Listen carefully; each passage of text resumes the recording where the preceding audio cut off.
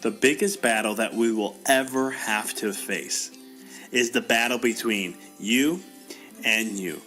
It's the battle of taking your mind to that limit and then breaking through. On the Mindful Experiment podcast, we will be interviewing individuals who have done that, who have gone through the struggles, who have tried to create a reality in all that they could.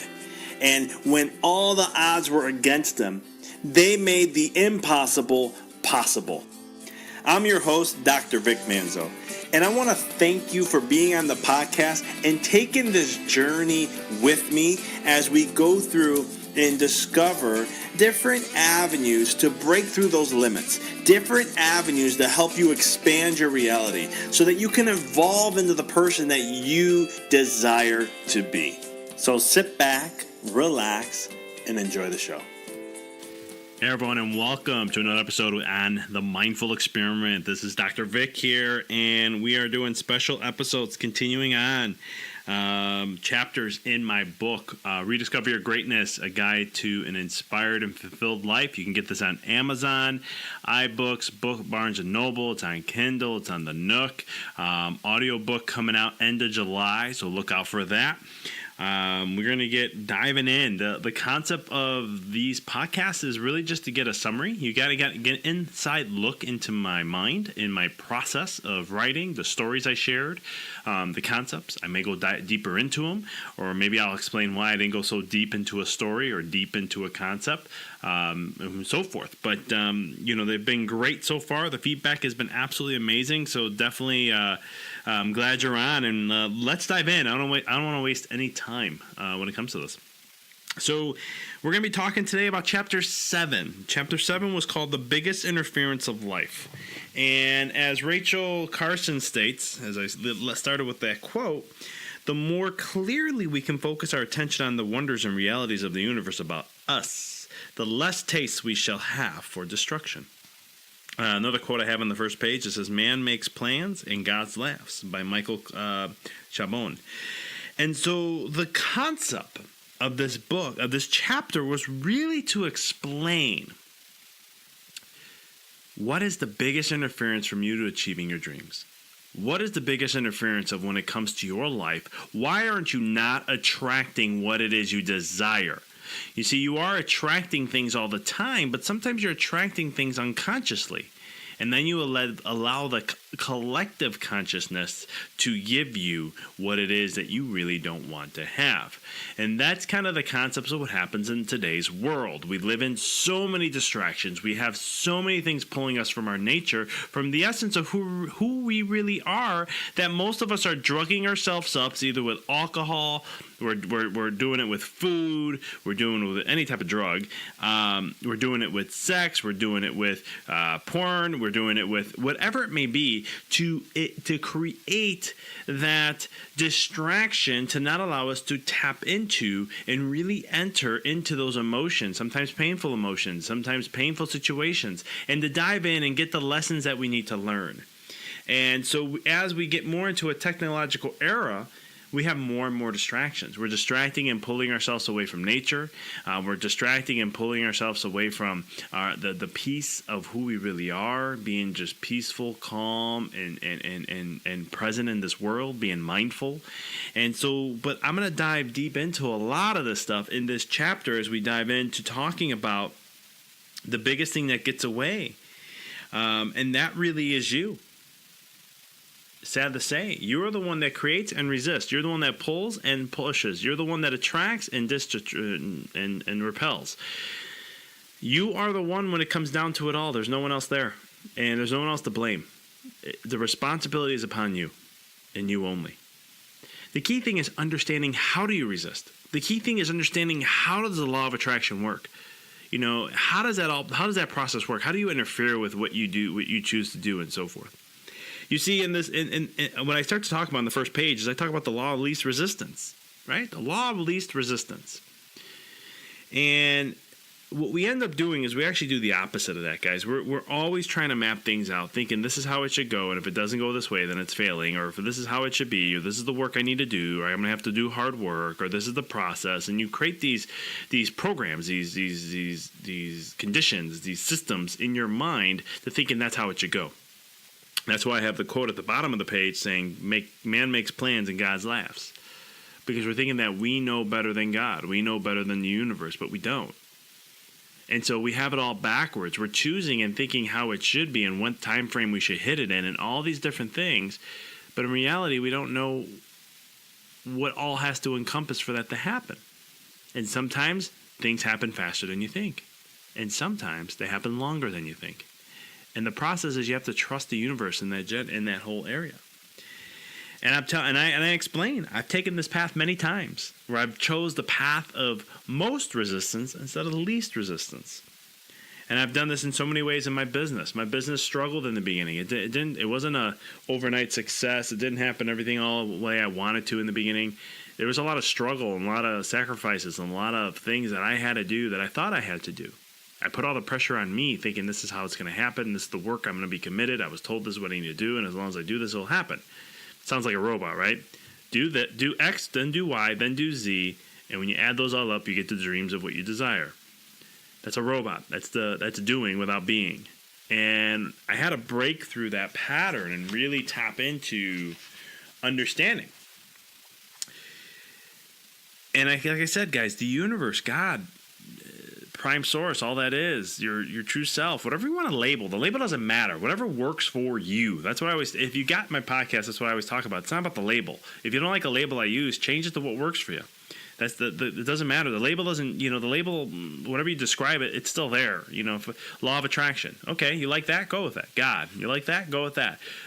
Jesus, Buddha, Krishna. I mean, whatever it is, the label doesn't matter. It's the essence of it all being.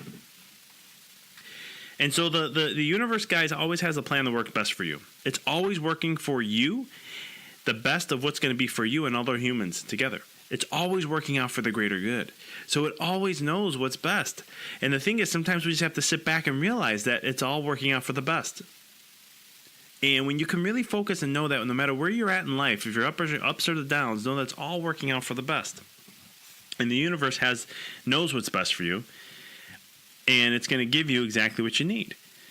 And so when you look at this before, and I've shared this so many times about how you are your worst own enemy, because what happens is we set a vision, right? And tell me if you've been this before. And you may be first time getting into personal development, self-help, vision boards, visualization, meditations, and things like that. If this is your first time, I'll try to be quick with this, but this could also be your gazillion time doing this. And so it's one of those things where you create a vision, you create a dream, you want it, you think about it, you look at it, you can see it, you can visualize it, you can taste it, you can smell it, all the senses. And then here comes some hardship. And the hardship comes, you get a challenge, life's going to throw curveballs at you. And the thing is, you look at it and all of a sudden you're like, maybe that it's not going to happen. I can't afford this, I can't afford that. And you start focusing back on now instead of focusing on what it is you desire.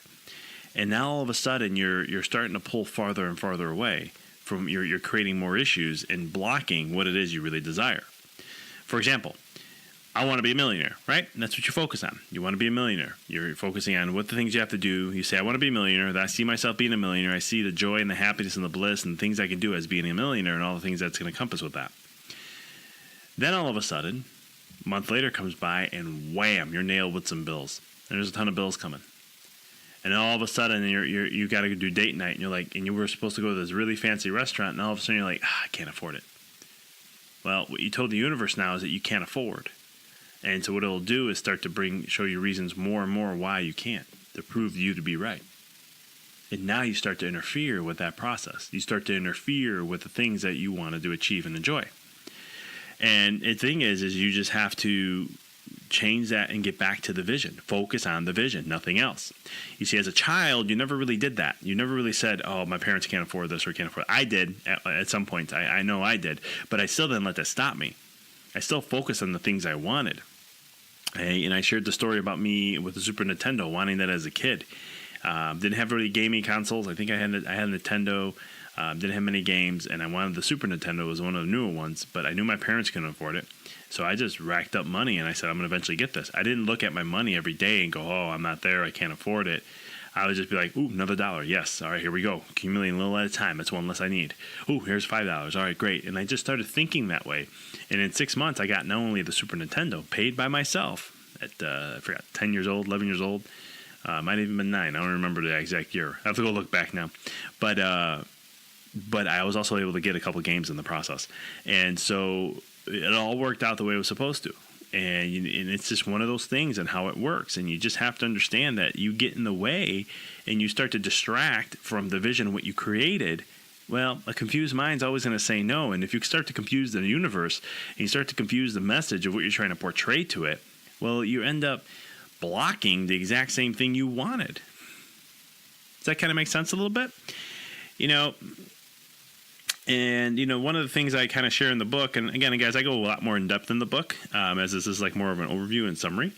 But one of the things that I talk a lot about there is like what I've learned and how I've always been told you got to do hard work, you got to grind, you got to hustle, you got to keep doing the work, keep going, do, commit and go. All these different statements that are stated of all the stuff you have to do. And I'm not saying you don't have to do work. The work is there. But I think we have the formula backwards. And the thing is that in the chapter here, I kind of explained that, when you think you have to do all this hard work, you're making it seem like everything's on you. And the universe is always going to provide everything you need. And if you are thinking that you need to do more, then you're actually following the path of most resistance and not least resistance. And I'll dive a little deeper in that in just a bit. But one of the things I learned in life, as I started to change questions around, started to change my life around. And I started to ask deep questions like, am I interfering with the flow? Am I on the path towards most resistance? How can I shift towards the path of least resistance? How do I let go and trust?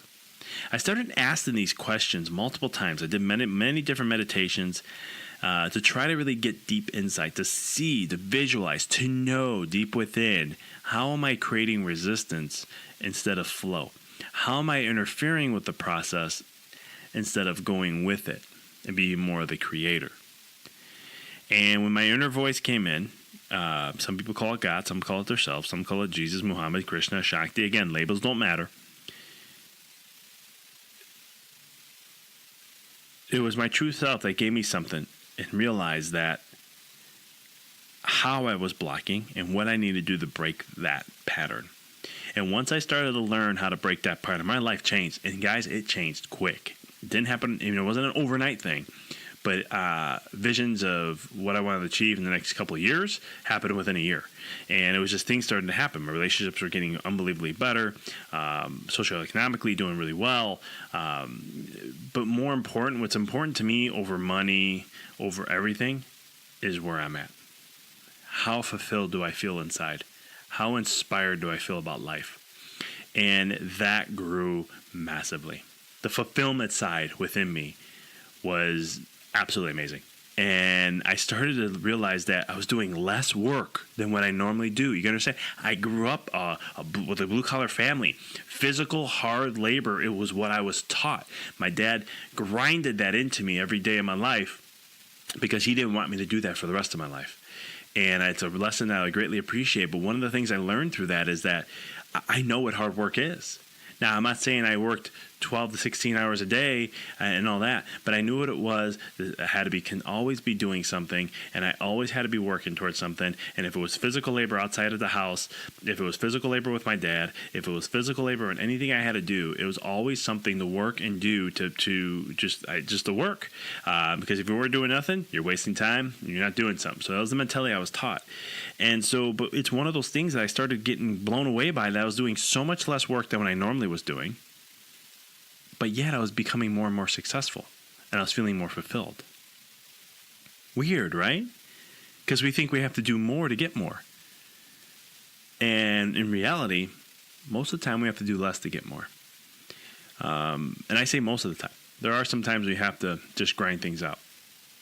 But it's something that I learned. And in the book, I dive deeper into this. I share some more stories.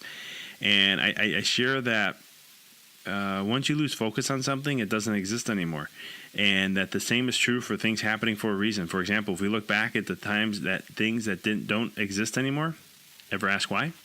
And I kind of explained in the book at this time, I was talking about like focus and, what you're looking at and how do you, when you focus, you give energy to, and when you see that when you're starting to lose your focus and just allowing distractions to get to you, the energy dissipates. And when the energy dissipates, it doesn't exist anymore eventually. And when it doesn't exist anymore, it's all gone. And those are all gone. That's your dream, your visions, and your goals. So when you're looking at your life, when you're looking at events that happened in your life, always know the universe knows deeper than you.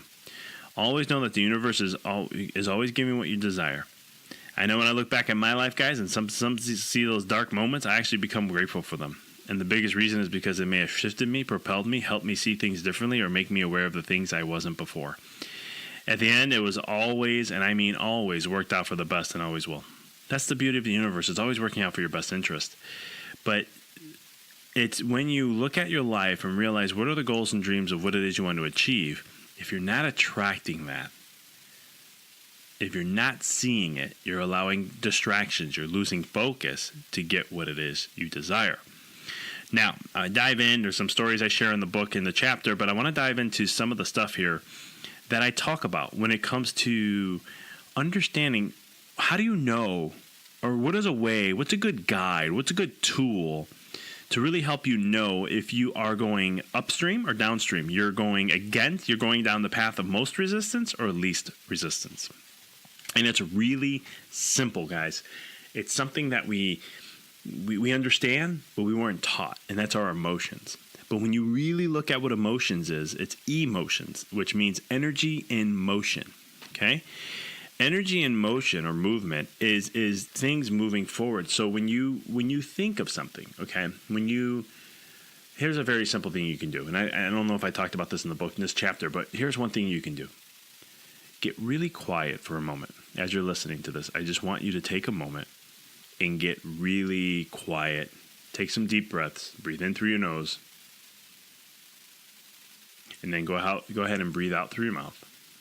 And I just want you to repeat this pattern for about, 3 to 4 times. And then once you're done,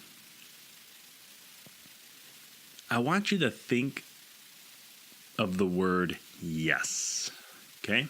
Just think of the word yes. And I want you to feel, okay, within your stomach, literally where the stomach's located, your intuition, your gut feeling. When you say yes, I want you to feel, if you could feel, you're going to feel a sensation. What is it that you feel? For me, it's like an explosion of like vibrant energy that comes throughout my stomach, and it just gives me like this little like butterfly almost like feeling. And that's how I know that's a yes. Now, I want you to go ahead and say no.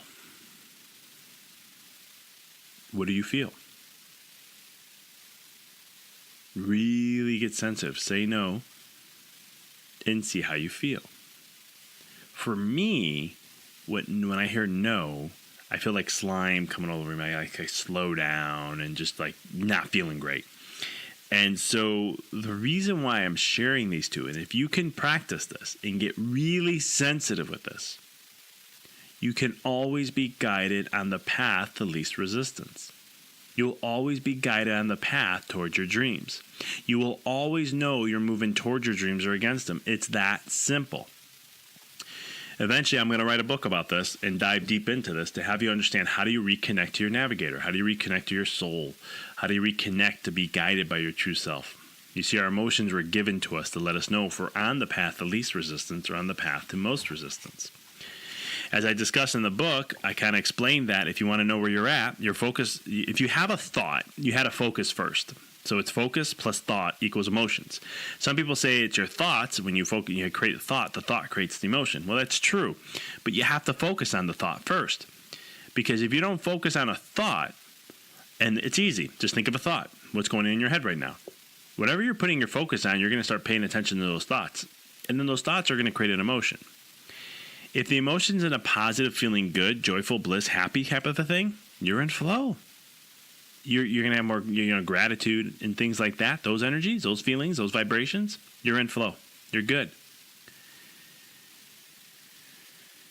But if you're the opposite of that, you're going to have anger, frustration, and so forth. You're going to have the lower vibrational energies because it's not connected with your true self. You're not connected to the source. You're not connected to God. All that is, label, Jesus, whatever it is, it doesn't matter. You're not connected to that. And so the concept then is you have to remember that anything in life, anything with children, anything with relationships, anything like that, it's the feeling you have within that's going to guide you. Okay? But you have to become sensitive and tuned to this. This takes practice. This takes time. All right? And so you gotta, and I share some stories about me and being a chiropractor and being trained in certain ways, and then how I used to get burnt out, then I get vivid cleared, and I look back in the mirror, and I go back to flow, and then I go to resistance, and I go back to flow, and I go back to resistance. I've done this many times, guys. I'm my own worst enemy, and I know that. But when I started to understand flow and I get better into it, and I started using my emotions to guide me a little more, I talk about how, like, when I made the change, what do you think happened after the first month of that change? Not a damn thing. It took time. It was a process. I was still breaking down barriers. I was trying to reprogram things. But the change within me already happened. It's just time had to take place to make that happen. And so when you look at things when it comes to your life, I share a story about how in my office, and one of the things when I really got straightforward in my business and I really got a clear vision and I really got to the path of least resistance and I trusted and I focused on my emotions and guiding me in that way, knowing that if I thought this and wanted to do this, how did I feel with that? And I let that guide me. What I found out was, one of the things is, when we shifted gears in our office and we wanted to focus more on the pediatric population, and we were really, really looking at in just 4 or 5 months we're talking about, we took it from 5 to 8% all the way up to roughly around 30 to 40. It was a little closer to the 40. And so it was something that we did in over 5-6 months. And it was because we shifted gears and we didn't do any Facebook ads. We didn't do anything all the gurus were telling us and all the marketing people and all this stuff. We just shifted gears. We did the work to create the vision of what we desire. And that's not even really the work. And then universe did what it did. And the hardest part is allowing, and just allow. And it was amazing to see the transformation in the office. And we've seen 40% plus kids ever since. And the lives were changing and transforming and just creating that amazing experience just because we shifted gears and we wanted to go a different route in the business. And it happened. So in order to really achieve any dream you want, in order to achieve anything that you desire, you have to step into the flow. You just have to. And you have to trust and know that the universe is working all out for the best of you no matter what every single time. All you have to do is make sure you maintain your focus. Watch your language, watch the words you're using, maintain the focus to the vision of what it is you want to achieve. It's that simple. Trust the universe. It will always provide for you, always. Somehow, the situation will always work out. Sometimes in the beginning, you may be going, why is it going downhill? The universe is trying to mold you a little bit. It's giving you circumstances. It's trying to help you really get that out. You have to do it. So it's going to throw things at you to make you do that. It's just the way life works sometimes.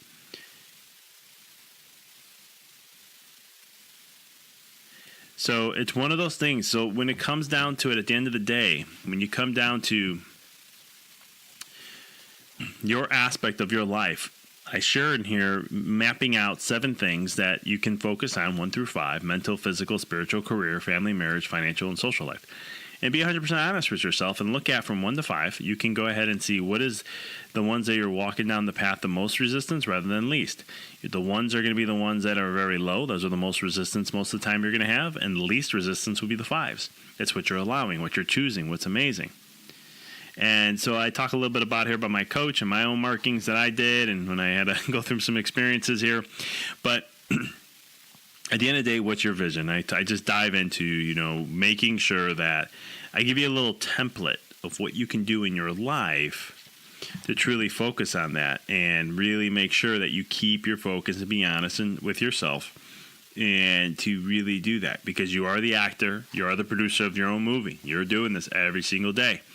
Okay, the second thing you want to do is consistent action. You have to be consistent with your thoughts. You have to be consistent with your emotions and everything that you do, because nature is very consistent with life, and that's why nature will always survive, because it's one of the features, consistency.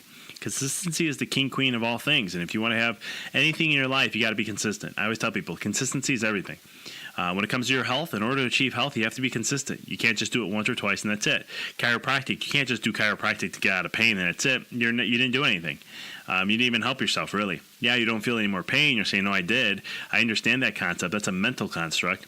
But intuitively, internally, functionally, you didn't even change the brain's function and patterns enough to where it can go to more an optimal level. You just really just knocked out the pain, and the brain goes, okay, we broke the pattern. Either we're going to go back to that pattern, or we're going to go down a different path and create another less than optimal pattern, unless you be consistent. Same concept with working out. If you're not consistent with your workouts, take a look at your body then. If you're not consistent with your nutrition, take a look at how you're eating. Look at your health overall. How about your sleep, mental positive attitude?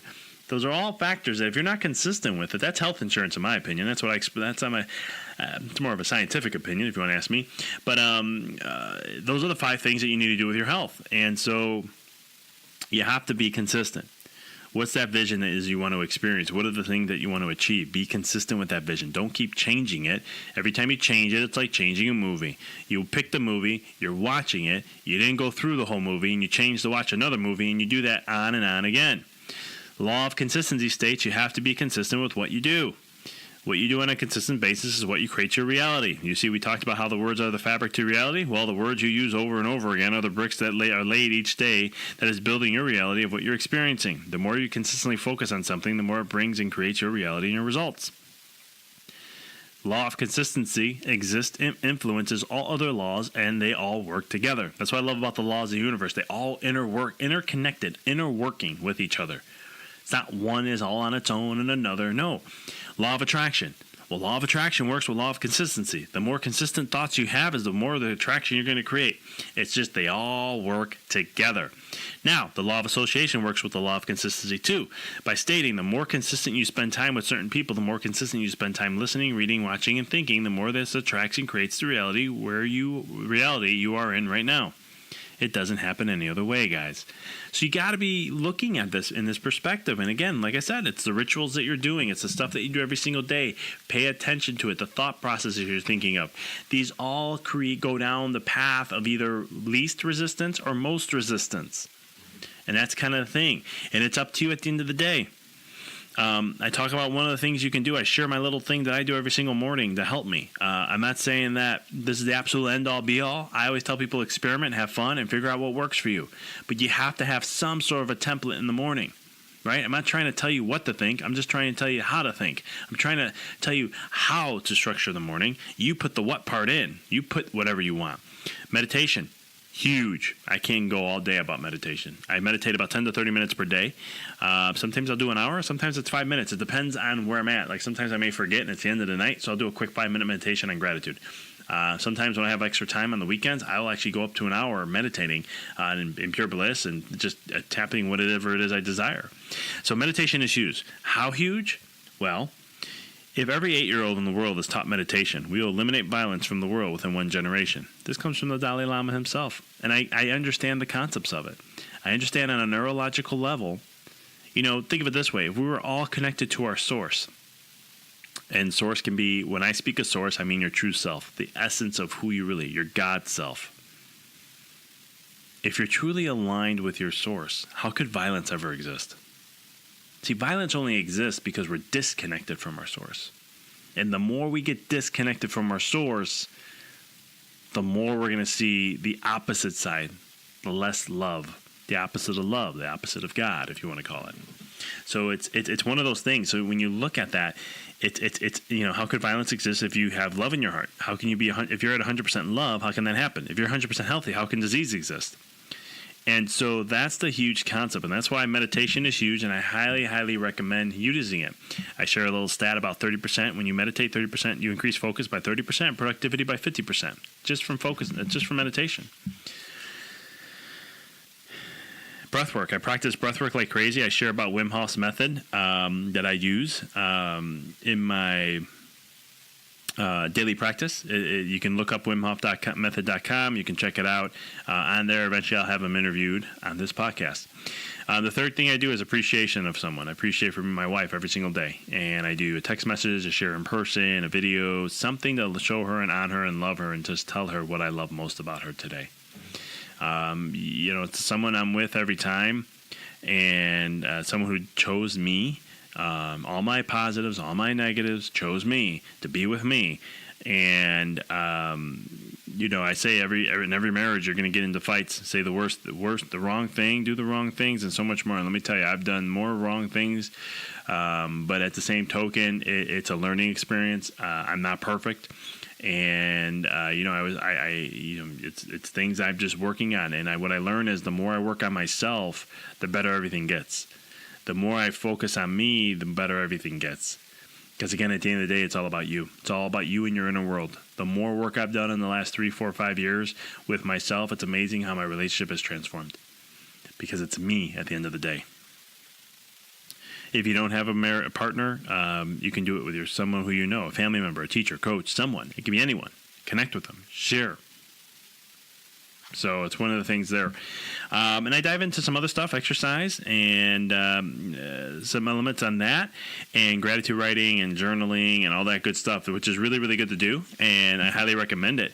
But these are just some of the things you can put into your life, and you can start doing on a daily basis and allow you to really just get into that practice. And I recommend that you do it for 90 days. Okay, this is not a small thing to do. You got to commit and say you're gonna pick out whatever it is you want to do. Maybe meditation, maybe breath work, maybe gratitude writing, journaling, maybe be appreciation to someone, whatever it is. 90 days. Okay, that's a little bit of what I'm telling you to do. But the reason why is because it takes 90 days to transform the brain to make it a lifestyle. And so we want to work with that law. That's a law of the brain and neurology and neuroplasticity and how the brain creates something and makes the connections and makes it a reality.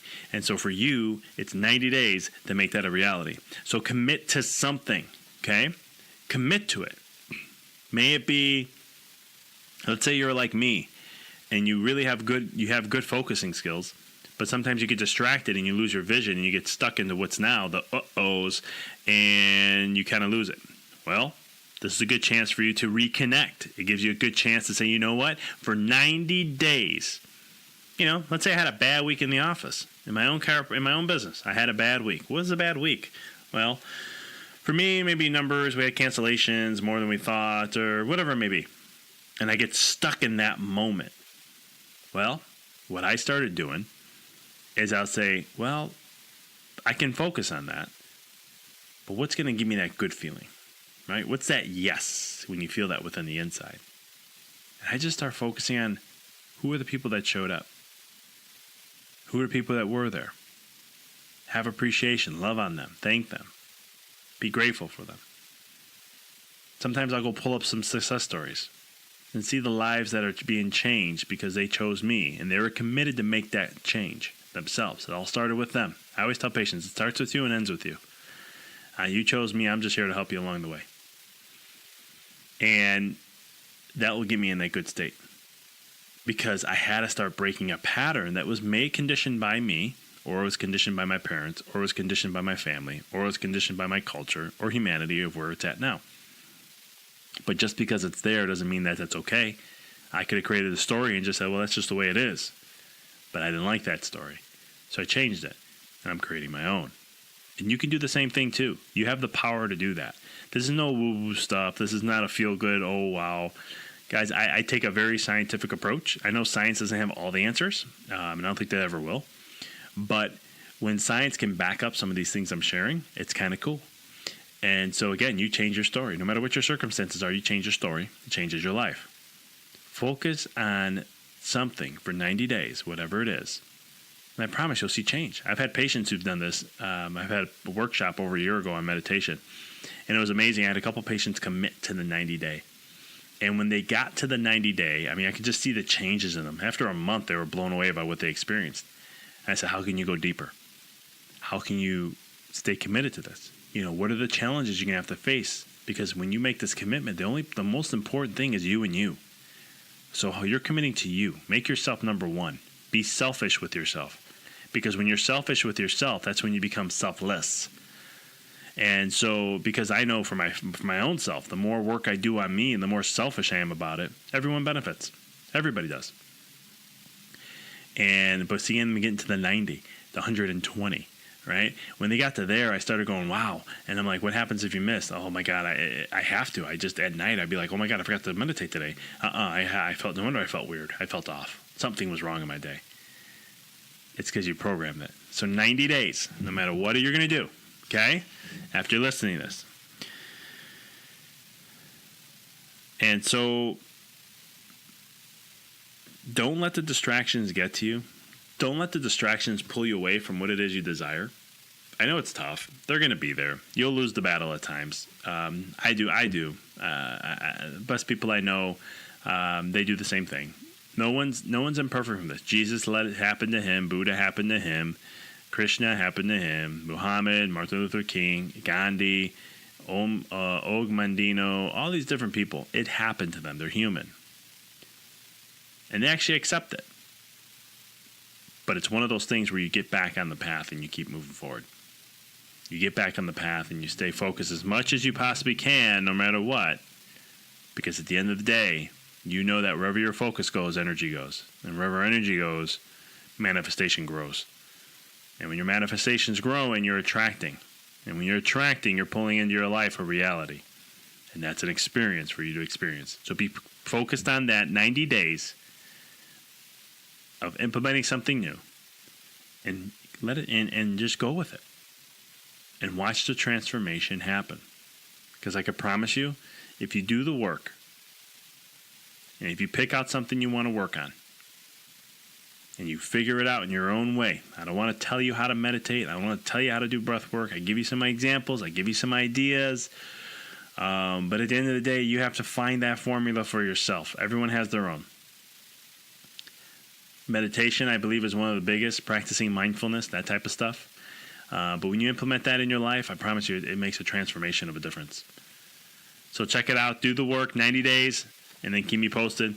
Thanks for checking out Chapter 7. If you haven't got the book, definitely you can check it out on Amazon. You can get it at empoweryourreality.com. You can buy the book off there, and we'll send it out. We give you 10% off, autographed copy, and you just got to pay for the shipping, which I think is like $266 roughly in the United States. And so check it out, get a copy, and I promise you, it's been a great book. The reviews have been the feedback and the reviews have been amazing, and it's really a great book. I'm very not because I wrote it, just because of what I'm hearing and the stories that are coming out of it. So go get it checked out. Amazon, Barnes & Noble, empoweryourreality.com, iBooks, Nook, Kindle, the whole 9 yards. All right. Thank you for listening to the Mindful Experiment podcast. For past shows, please visit www.empoweryourreality.com. I hope this show inspired you and added to your life to help you rediscover who you really are, to break through those limits. For connecting with us on social media, please check us out on Facebook at www.facebook.com/empoweryourreality. You can check us out on Twitter. Our handle is Dr. Vic21. And also check us out on Instagram. It's instagram.com/Dr. Vic Manzo. And as always, if this show you found to be helpful for you, by paying it forward and sharing this podcast with someone that you know who could benefit from it. And last but not least, if you liked the podcast show, please give us a review. 5-star. We'd appreciate that. Thank you for listening to the Mindful Experiment, helping you discover your infinite potential.